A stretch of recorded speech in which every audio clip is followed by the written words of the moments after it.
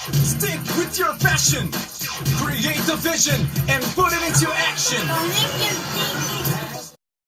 Walking around the Olympic Village with 7-foot-tall Japanese basketball players and little 72-pound Romanian gymnasts and every race and religion and political persuasion, what happened for me there was really life-altering in that I looked around and I thought, wow, we are so much more alike than we are different.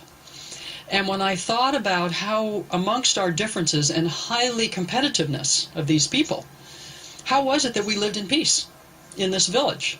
And I thought two things. One, every single person in here had respect.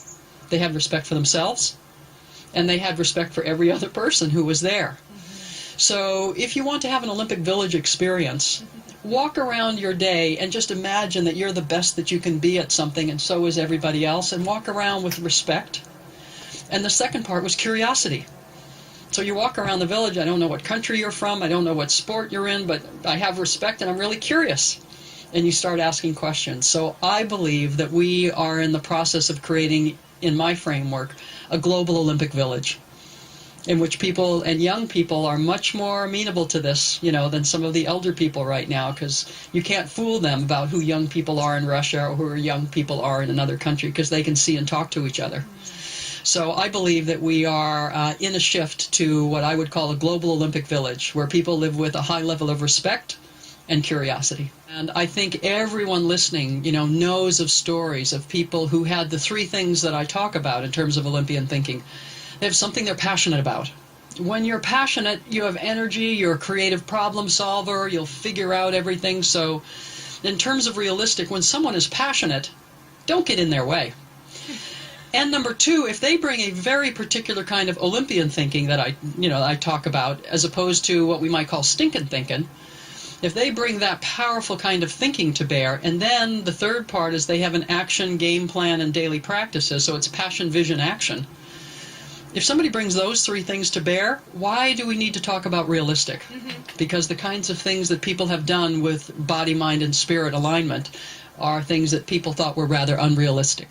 There's no question in my mind that when you look at the framework of passion, vision, action as it relates to peace, we've got two of the three things we need.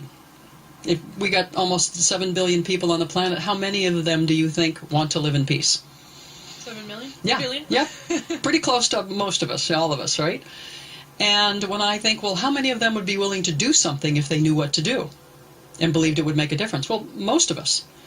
But we've got stinking thinking about peace. We are poorly informed, we're misinformed, we don't know the hit.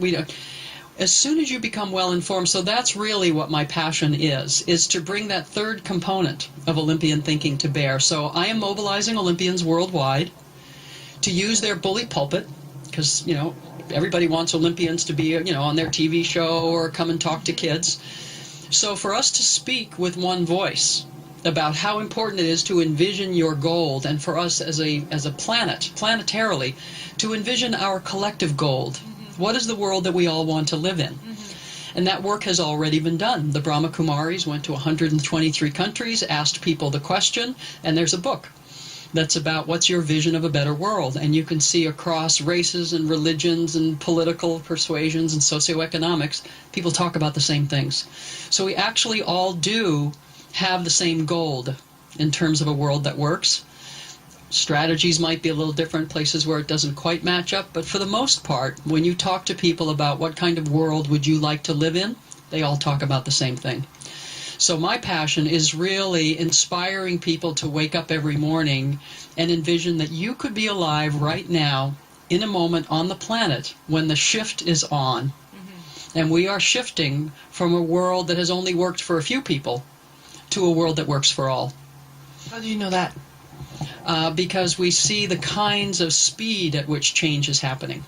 So when we see what happened in Egypt and how that has spread through the Middle East, that we have people power, so the kind of, I call them the twins of transparency and accountability. Because we have increased transparency, we can see who you are, we know what you're doing, and we have an increasing ability to hold you accountable. George Bush cannot travel to Europe anymore without being picked up because of the kinds of torture that he sanctioned, and that the United States is a signator. So he will be picked up if he goes to Europe.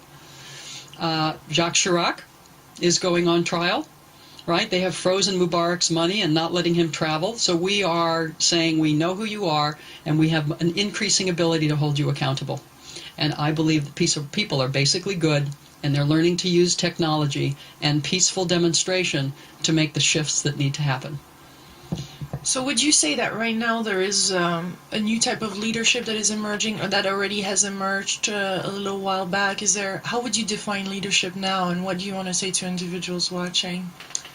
Yeah, I would say that there are certain things about leadership that have not changed, but where it is located is changing.